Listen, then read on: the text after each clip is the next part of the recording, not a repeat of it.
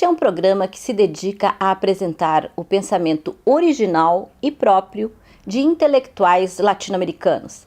Nessa edição, contamos com a presença do professor Carlos Walter Porto Gonçalves, um dos principais nomes da geografia brasileira, não só aqui no nosso país, mas em nível internacional. O professor Carlos é graduado, fez seu mestrado e seu doutorado, tudo na área da geografia.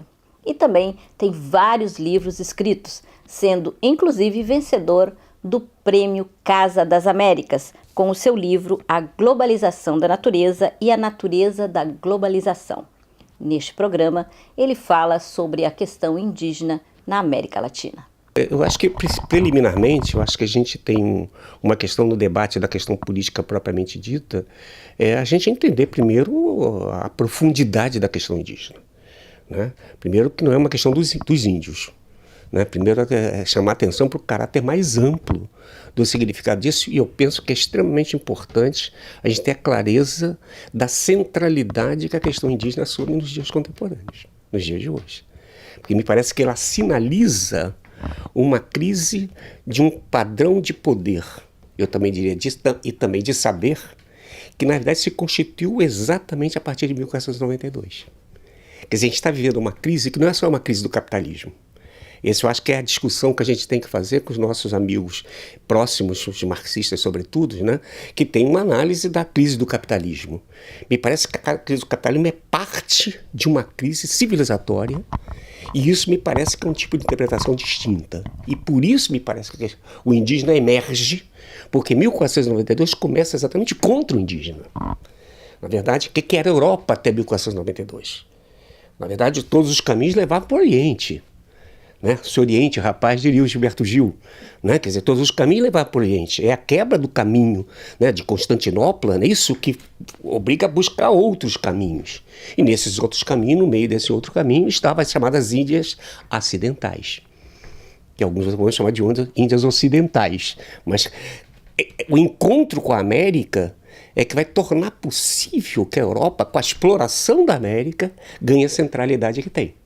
Então não se entende a centralidade da Europa se não entender a centralidade que tem na construção do sistema mundo moderno colonial, capitalista, desde esse primeiro momento se constitui contra o indígena.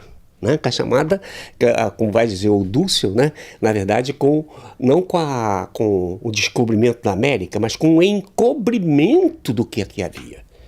Por isso que eu falo que as datas também matam, né, quando você começa a querer contar a nossa história a partir de 1492. Nossa história remete a milhares de anos anteriores. Mas esse sistema mundo que agora está em crise, e não só como crise do capitalismo, mas como crise civilizatória, porque esse sistema se constitui contra outras civilizações. E daí a centralidade que o indígena hoje adquire. E aí pensar não só a centralidade do indígena, como, por exemplo, a gente já tem no mundo de hoje, uma população de 7 bilhões e 200 milhões de habitantes, temos 680 milhões de indígenas.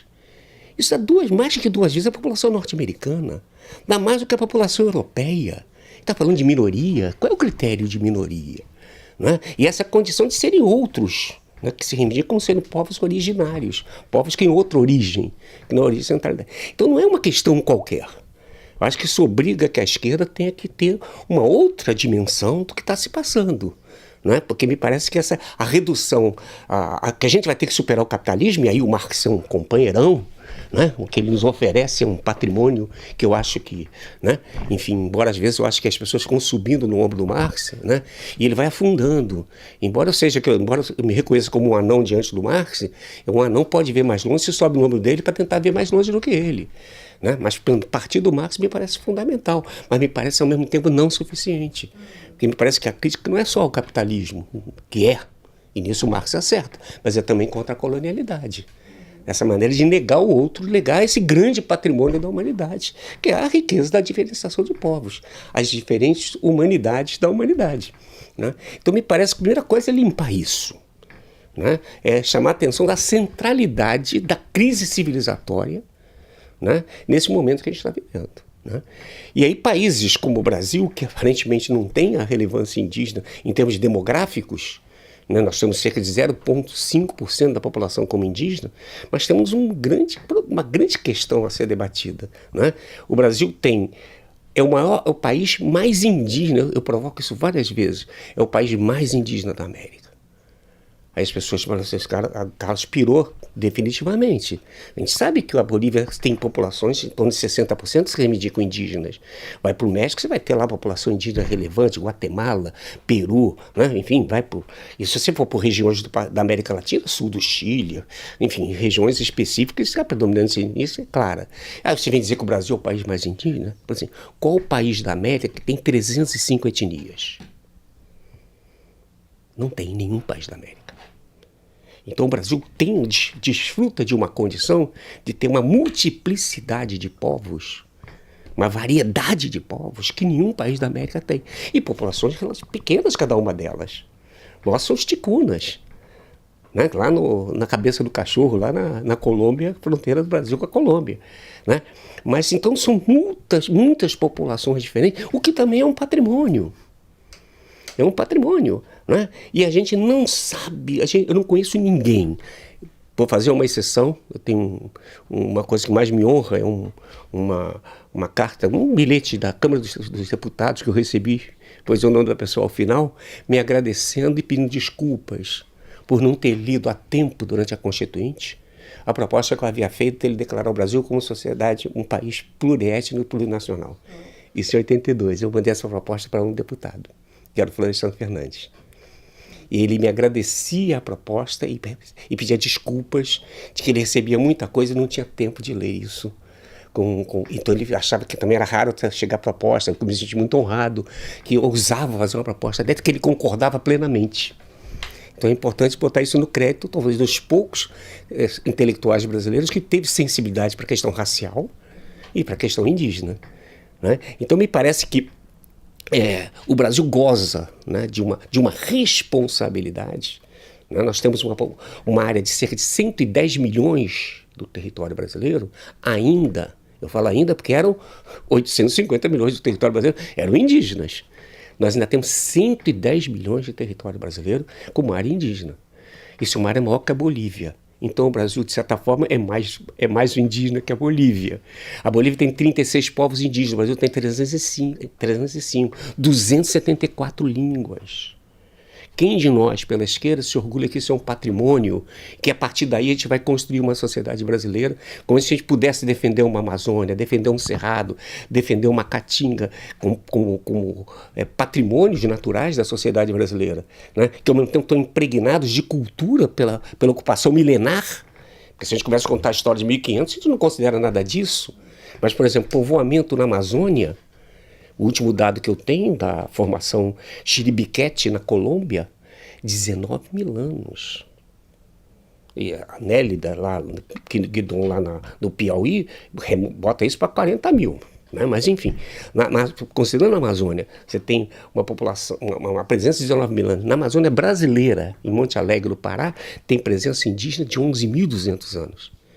E eu sempre chamo a atenção, Elane, que a Amazônia, a floresta propriamente dita, esse patrimônio absolutamente fantástico, né? Que é essa riqueza de biodiversidade e pela importância que tem no metabolismo do planeta, né?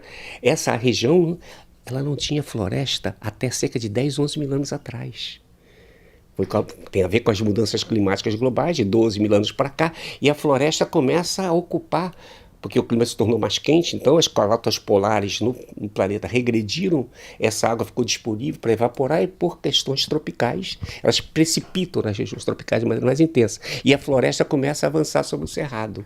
Detalhe, já tinha gente antes. Então nunca teve uma Amazônia vazia. A Amazônia nunca foi vazio demográfico. A própria floresta existe e ela coevolui com a presença indígena. Então, como é que alguém pode viver 10 mil anos numa área sem conhecê-la? Como é que você come? Você tem que saber colher, você tem que saber pescar, tem que saber coletar, né? Estou usando a palavra saber o tempo inteiro. Então tem um saber absolutamente impregnado. Você tem que se proteger das intempéries, não é isso? Então você tem que saber fazer uma arquitetura, você tem que saber se curar, né? Então, com isso, é obrigado tem várias medicinas. Isso é erva, é fruto, é animal, é peles. Como é que você trata isso? Né? Então, você tem um patrimônio absolutamente fantástico que essa visão colonial impede você de aprender com isso. Né? A pior herança do colonialismo é o chamado desperdício de experiência humana. Essa experiência cultural de criação, de comer. Pô, tinha uma sorveteria em Belém, Elane, nos anos 80, fazendo propaganda, sorveteria Cairu. Ela está lá até hoje, é uma rede. Né? Ela hoje tem algumas dezenas de sorvetes. Ela tinha 125 nos anos 80. 120, eu sei que hoje é 100 Itaperebá, Buriti, Bacaba, coisa que a gente ouviu falar, né? O açaí já está circulando mais aí. Eram 125 tipos de sabores. E você não tem sabores sem saberes. Né? Em várias línguas, savoir, saber, sapore, sapere. Né? Saber, sabor, é o mesmo radical. Né? Qual é a época que cai esse fruto? Como é que se trata? Isso tudo é cultura. Não é isso? Então você não tem esse saber sem esses sabores sem esses saberes. Isso implica um tipo de relação com tudo aquilo. E a visão colonial é que se diz que a Amazônia não é conhecida. Como não é conhecida? E todo esse patrimônio. Daí uma figura como Chico Mendes, um sujeito que a esquerda deveria honrar, que é talvez o primeiro sujeito de esquerda a propor a chamada Aliança dos Povos da Floresta. E ele dizia, eu tive a fortuna de ter sido assessor pessoal dele, o Chico dizia assim: Carlos, quando eu tinha 10 anos de idade, era diversão no seringal ver o índio passar e atirar nos índios e ver eles morrendo, se borrando, cagando, correndo para dentro do mato. Essa criança viu isso. E nos anos 80 vai propor a Aliança dos Povos da Floresta. Quer dizer, o que esse sujeito superou? Né? Eu conversava com ele, a gente dizia assim: Chico, você é filho de indígena. Como, cara? Como é que você aprendeu? Teus pais aprenderam a conviver, vocês sabiam cortar seringa. Depois da crise da borracha, como é que vocês comem seringa? Seringa não dá nem para comer. E vocês eram proibidos de plantar o que quer que fosse para poder ficar na dependência do barracão. Com quem vocês aprenderam a comer? O que podia comer? Que tem veneno. Tem que saber comer, tem que saber coletar. E quem foram os pais culturais? Foram os indígenas. Né? Então, esse preconceito, né? A necessidade e essa visão colonial, né? Que por isso que eu faço questão, sempre que levanta a questão indígena e começa a discutir o detalhe, eu sempre digo: olha, a gente não está discutindo uma questão menor. A gente está discutindo o destino da civilização. Essa visão, isso que a gente chama de pensamento único, é o conhecimento único. Né, que acha que só tem o conhecimento ocidental, essa visão que colonizou o mundo em nome de uma ciência que ignorou outras formas de conhecimento. Não tenho nada contra o conhecimento científico. Se você quiser mandar um foguete à Lua, talvez eu vá conversar com o pessoal da NASA. Agora, se eu quiser viver na floresta amazônica, eu vou conversar com o caboclo, com o indígena e com o camponês. Né? Quer dizer, cada macaco no seu galho, diria a cultura popular. Então, como a gente põe esses saberem para dialogar, eu não estou negando a racionalidade científica. O problema é que também a esquerda ficou muito prisioneira do saber eurocêntrico, uma visão produtivista, né, que acaba ignorando isso. E aí a gente pode entrar na experiência latino-americana, que é lamentável. Né? Hoje em dia eu vejo os indígenas dizendo abertamente, né? Agora está se passando essa situação hoje na Venezuela dramática, né? Que nós sabemos o que tá em jogo ali, né? Da ação imperialista tentando controlar a maior reserva mundial de petróleo. No fundo, esse é o pano de fundo. O resto a gente sabe como é que a gente resolve isso, né? Alguns querem resolver derrubando lá o Maduro e botando, né? E botando a serviço mesmo do imperialismo, né? E aí outros que estão tentando sair, inclusive tirando o Maduro também e sair pela esquerda, né? Que tem essas posições, como tem grupos, né? Que eu acompanho de perto, inclusive com vários ex-ministros de Chaves, né? Que batem forte na hierarquia, também no autoritarismo do Maduro, etc., que deixa, inclusive, de lado um patrimônio fantástico, que são a própria Constituição Bolivariana da Venezuela, é uma obra-prima. O que tem de recursos, de referendo revocatório, de plebiscito, a tentativa de combinar a chamada democracia participativa com a democracia representativa, é um dos casos raros do mundo. O Chaves dizia, inclusive, me desculpe dar esse desvio, o Chaves dizia: querem me derrubar? Derrubem segundo a Constituição. Na metade do mandato, convoquem um referendo revocatório. Qual é o país da América que dá direito ao povo a retirar o presidente no meio do mandato? Ele vai chamar isso de ditadura? Né? Quer dizer, então esse patrimônio, enfim. Mas enfim, e também está lá o mundo indígena sofrendo o pão que o diabo amassou. A Venezuela, para sair da crise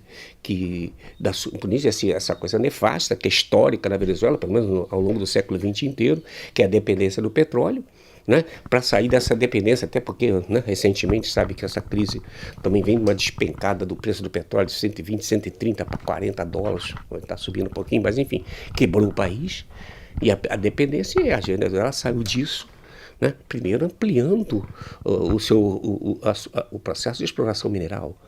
Hoje você tem uma coisa chamada Arco Mineiro do Orinoco, que é um projeto grande Carajás, é da mesma envergadura, mas tudo com empresas russas, com empresas chinesas.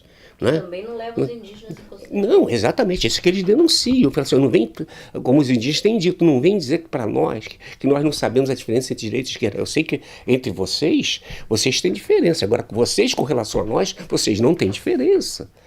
Né? E agora está vivendo lá o zapatismo provocando o Lopes Obrador, dizendo assim, olha, nos antecipamos. Né? Não vem vocês darem com a mão esquerda que vocês tiram com a mão direita depois. Vem vocês mais uma vez passar com estrada, projetos desenvolvimentistas. E estão sendo super criticados pela esquerda por isso. Exatamente, como a mesma coisa está se colocando na Venezuela. Como sair da crise, você quer sair sempre na defesa de um tipo de progressismo, de exploração mineral que ignora tudo isso. A gente já teve aqui no Brasil essa experiência. Né? Eu trabalho, eu tenho acesso direto ao maior banco de dados de conflitos de terra do Brasil, que é a Comissão Pastoral da Terra sistematiza. Eu tenho a fortuna de ser assessor da CPT para sistematizar o banco de dados, e eu vejo a qualidade do material fantástico que eles têm. Eu fiquei gritando sozinho. A CPT, como instituição que tem também a sua dimensão política, tentou denunciar isso. O avanço, as terras que foram colocadas à disposição do capital e do agronegócio, da mineração, né, nos governos Lula, recorde de conflito de terra no Brasil, Elaine. Entende? Como é que... Quer dizer, vai olhar do ponto de vista indígena, né? O pau quebrou o tempo inteiro. Foi um processo de expropriação sistemático. Entendeu? E essas populações, ao mesmo tempo, hoje têm um aliado, né? Que esse processo, ao mesmo tempo, capitalista, é um processo que está inclusive colocando em risco a própria humanidade com a sua depredação, a sua devastação, isso que eu chamo de um colapso ambiental. Isso está em curso, né? Eu não entro muito nesse debate do aquecimento global, que eu acho que por aí tem uma pegadinha, né? Que é você colocar em torno do aquecimento global para você tentar reduzir um fenômeno da complexidade que é o clima. Você vê que é uma previsão de clima com todos os recursos, os caras erram, às vezes, né? Por mais que façam previsões com um grau, mas você entender a complexidade, um fenômeno de altíssima complexidade, se reduzir a métrica do carbono ao efeito estufa, é na verdade uma simplificação, porque no fundo estão querendo criar um mercado de venda de carbono. É isso que vem por trás, né? Então por isso que eu não falo de aquecimento global, eu falo eu como trabalho com camponeses, com indígenas, com quilombolas na América Latina inteira, o que a gente vê é que eles falam assim, professor, não dá mais para a gente fazer a previsão que a gente fazia para a nossa plantação. Os bichos já não comparecem, entendeu? O joga agrotóxico lá, e aí o nosso pomarzinho aqui, que tem a goiaba ainda, tem o mamão, tem os frutos aqui, daqui a um pouco virou banquete de pássaros que não tem o que comer. Porque você faz uma área imensa de monocultura de soja, joga veneno em tudo, os bichos vão comer aonde? Vem comer na nossa plantação, olha só. E que inimigo é o nosso inimigo? São os bichos. Né, que eles falam assim que é um inimigo que eles não sabem combater, eles sabiam combater o jagunço. Os jagunços lá do capital, eles combatiam. Né? Como me disse um chavante, você pode usar isso como exemplo na sua tese, um chavante disse assim, professor, aliás, os Carajá, eles são, na sua cosmogonia, né, eles são frutos de rochas do fundo do rio. Né? Então, toda a relação deles, é um povo das águas. Eles não sabem plantar, eles vivem da pesca e trocam com farinha e tal. Né? Então os Carajás dizem que já não confiam mais nos deuses. Isso dito, né, por um Carajá. E aí eu falei, mas por que eu não acredito? Professor, o que significa poluir as águas? Nós estamos bebendo a água que nos mata. E aquilo da onde nós somos. Você imaginar que você pode matar os deuses? As pessoas não têm ideia do nível de violência material simbólica, porque essas duas coisas caminham juntas. Né? Você destrói o rio, mas toda uma relação com esse povo, que eu não posso mais confiar nos meus deuses, eu não posso beber a água. Né? Eu tive com Samuel Carajá, que é uma dessas lideranças maravilhosas dos Carajá, e ele criando uma aldeia nova, e tentando transformar o povo dele em povo agricultor. Imagina que é um povo que acabou desenvolvendo na sua variação, né, de relação com outros povos, foram ganhando algumas especificidades, um é mais guerreiro, o outro é mais agricultor, o outro é mais caçador, o outro é mais pescador. Eles também foram desenvolvendo habilidade, uns até são excelentes comerciantes. Né? Eu falei com os aimaras, por exemplo, são habilidosíssimos comerciantes. Vai levar, inclusive, a construção de uma burguesia aimara da Bolívia, que eu diria que é o suporte político do Evo Morales, mais que o movimento indígena. Né? Então, me parece que é uma riqueza. E quando aí você começa, isso que eu acabei de dizer agora, toma isso do ponto de vista da complexidade sociológica. Você fala a burguesia aimara. Né? Ao mesmo tempo, é uma burguesia como proprietária dos meios de produção classicamente definida. Mas falar uma burguesia aimara que é capaz de instrumentalizar o indígena. Mas se é burguesia aimara, significa também que tem aimaras que não são burgueses. Então, como é que fica trabalhar a questão cultural, étnica, identitária como aimara, ignorando que ela está atravessada pela questão de classe? Entende? Olha o nível de complexidade, a necessidade de pensar isso, mas desde o aimara. Né? Que, ao mesmo tempo, é uma dimensão que o capitalismo nega na sua diferenciação, embora na Bolívia, por essa especificidade dos aimaras, conseguiu uma integração suave da cultura aimara com o próprio capitalismo, o que complexifica o debate teórico-político. Você vê o número a complexidade de questões que se abrem, que de certa forma o indígena traz, né, para o centro das nossas reflexões. Então eu sou assim profundamente dedicado a esse tema, né? Mas sempre procurando mostrar que eu não é aquela coisa como você dizia que a questão racial é uma questão dos negros. Não é uma questão dos negros, é uma questão da sociedade branca. Foi ela quem criou isso, né? Uma vez eu tive a oportunidade de ver um documentário. A TV Cultura, às vezes, parecia que estava sem programação, passava os documentários assim, malucos, parece que não tinham nem sido editados. Né? Mas, e ao mesmo tempo, eram, assim, do ponto de vista antropológico, fantásticos. Aí foram entrevistar um sujeito que morava num viaduto, né? Debaixo de um viaduto em São Paulo, e ele fazia bonecas negras, bonecas de pano negras para vender. Aí acusavam ele de racista. Né? Aí ele achava engraçado. Perguntaram para ele, né, por que ele fazia bonecas só negras, e a resposta dele foi desconcertante, até para aqueles que defendem a causa antirracista. Ele falou assim, eu vendo bonecas diferentes porque eu vendo todas.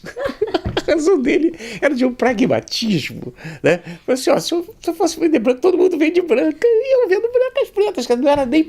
Mas aí foram provocando o sujeito.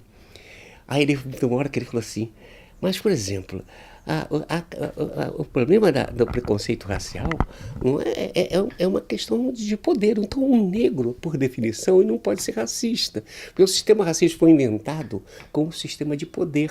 E não são os negros que têm o poder. Sabe essas definições assim que limpam? Né? Assim, mais do que esse debate que a gente vê meio enredado, confuso que a universidade faz. Né? Identitário. Eu confesso para vocês que eu tenho um verdadeiro... Assim, fico arrepiado quando entra essa conversa de... É quase que eu sacava, né? Alguém disse que sacava o revólver quando falava da questão da identitária, né? Porque eu tive a oportunidade de conversar com uma geração, Elaine, de antropólogos brasileiros, como Roberto Cardoso de Oliveira. Essa geração vem lá dos 60, né? Que são companheiros também de Darcy, que vão criar conceitos como fricção étnica, né? Que vai, depois a gente vai tomar o Thompson como referência, o antropólogo, o marxista inglês, mas ele já dizia nos anos 60 que a identidade é sempre contrastiva. Ela nunca é essencial, ela surge no contraste, ela surge no conflito, na fricção étnica, por exemplo, no caso dos indígenas. Então, na verdade, a identidade não é anterior ao conflito. É no conflito que ela se constitui. Como se constituiu o racismo com relação ao negro. Mas isso não existia. Você até encontra, o Ricano diz isso, até encontra na literatura, lá na antiguidade, as pessoas sendo identificadas pela cor da pele, mas não como se isso qualificasse ou desqualificasse alguém como superior ou inferior. O racismo, imagina, por exemplo, na África, se alguém se chamava de negro, e achava que eles eram idiotas. Como é que só tem negro, vou chamar de negro? A identificação de negro e de branco é um encontro colonial que qualifica e desqualifica como instrumento de poder. Né? E esse é um dilema que a gente tem que atravessar, que na verdade, onde as pessoas vêm discutindo um pouco isso, na questão da interseccionalidade, né? Que é como você fazer esse atravessamento dessa multiplicidade de questões que nos abate a todo, racial, gênero, classe, como é que essas coisas se sobrepõem. E a gente sabe que o capitalismo tira proveito disso. Toda vez que você diz que alguém é negro, como operário, paga menos aos negros. Se é mulher, paga menos ainda. Olha, então, na verdade, se paga menos, é mais-valia. Né? Então, não tem como você separar a discriminação, né, quanto à dimensão, pessoal, da opressão, da exploração. Mas essas coisas caminham juntas. Então, para superá-las, eu não posso tratá-las só do ponto de vista da classe, da questão da exploração, mas tenho que tratar também da questão da opressão. Quer dizer, e a gente vai ter que superar isso. Eu penso que esse debate que vem se construindo na América Latina, e eu acho que já é influenciado como presente do movimento indígena, né? Que eu digo, Elaine, ali nos anos 90, eu sempre cito isso, a grande marcha que surge de Trinidad, que é uma cidade nas terras baixas bolivianas, e vão caminhando até La Paz, né? E uma marcha que surge da Amazônia equatoriana e vai até Quito. Essas duas marchas, e aí há um enigma a resolver, essas coisas acho que não caem do céu, tem a mesma consigna. Coincidência? Vai a interrogação. Eu creio que é coincidência demais. Luta pela vida, pela dignidade e pelo território. Elaine, não é qualquer coisa. Não é por liberdade, igualdade e fraternidade. Esse é um léxico onde a esquerda e a direita se identificam. Onde a direita ficou com a liberdade, né, os liberais, a esquerda ficou com a igualdade e a fraternidade todo mundo largou, né? Ninguém cuidou muito, a igreja foi cuidar da fraternidade. Né? Mas enfim, os outros dois abandonaram. Mas veja bem, o léxico o político é outro. Vida. Então já incorpora toda a dimensão da relação com as plantas, com os bichos. E essa coisa que as pessoas têm dificuldade de entender. Eu não conheço, você que está estudando muito o mundo indígena, mas entrando, eu não conheço nenhum povo indígena que tenha uma palavra para a natureza. Então dizer que índio defende a natureza é uma profunda agressão. Como é que eles vão defender uma coisa sobre a qual sequer eles têm uma palavra? Porque falar de natureza é admitir que eles não são natureza. Então já opera com os elementos centrais do pensamento ocidental, do pensamento eurocêntrico, que é separar a natureza de cultura. A palavra Pachamama não traduza por natureza, pelo amor de Deus. É uma pobreza. Pacha é uma palavra quichua-aimara, né, que significa ao mesmo tempo espaço e tempo. Ele não tem uma palavra para espaço e outra palavra para tempo. Ou já é uma coisa que se aproximou muito depois que o pessoal vai dizer que é a física quântica. Né? Ou seja, um nível de compreensão que é de outro dia. E a gente que não existe nada, não existe nunca a unidade indivisível da matéria, o átomo, o indivíduo, a molécula. Eles vão dizer que tudo que existe é relação e relação de relação. Então já estão na relatividade há muito tempo. Entendeu? Você vê que o preconceito faz, que o preconceito colonial é você não ter nada a aprender com o outro. Que a primeira condição para você colonizar alguém é você inferiorizá-lo. Você se colocar na condição de superior para poder... Vou salvar o outro desde que ele seja igual a mim, que ele deixe de ser outro. Então, a primeira condição de colonizar alguém é você primeiro inferiorizá-lo. E com isso se negou todo esse conhecimento, esse aparato que esses povos trazem. Então, por exemplo, Pachamama, a vida, né, onde nós fazemos parte, tem que ser definida na sua integralidade. A dignidade é uma palavra mais forte do que a identidade. Eu sou digno sendo como sou.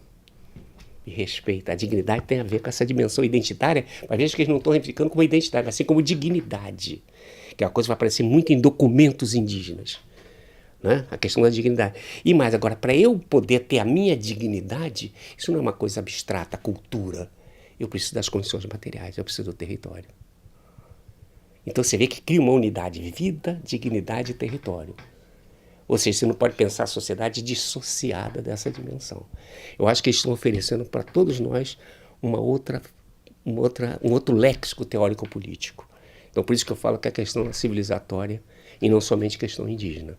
Eu acho que os indígenas, eles acabam revelando a natureza fundante, né, do 1492.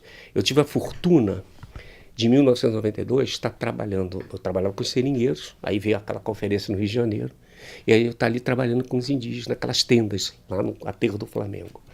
E tinha um pau entre eles muito interessante, como é que eles iam se comportar politicamente. Então a ideia era se eles iam, por exemplo, entrar com o debate de denunciar os 500 anos de massacre. Que, aliás, eles fizeram essa conexão direta entre 1992 e 1492.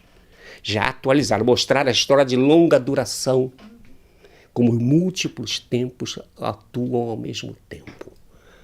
Quer dizer, a questão colonial continua presente ainda hoje. E é uma questão que tem 500 anos. Né? Então eles diziam assim, aí outros diziam o seguinte: não, mas os brancos já sabem do massacre que cometeram. A gente pode não fazê-los esquecer. Fazer alguma coisa que lembre é bom, mas não vai ser esse o eixo da gente. Então qual é o eixo? Foi o que acabou prevalecendo. Falou assim: o que vocês estão fazendo aqui no Rio de Janeiro em 1992? Vocês estão discutindo que não tem mais água, que o ar está poluído, que a biodiversidade está sumindo. Vocês chegaram aqui há 500 anos prometendo elevar a humanidade, e vocês agora estão discutindo aquilo para o qual nós sempre soubemos. Então nós estamos aqui como solução de futuro e não da defesa do passado.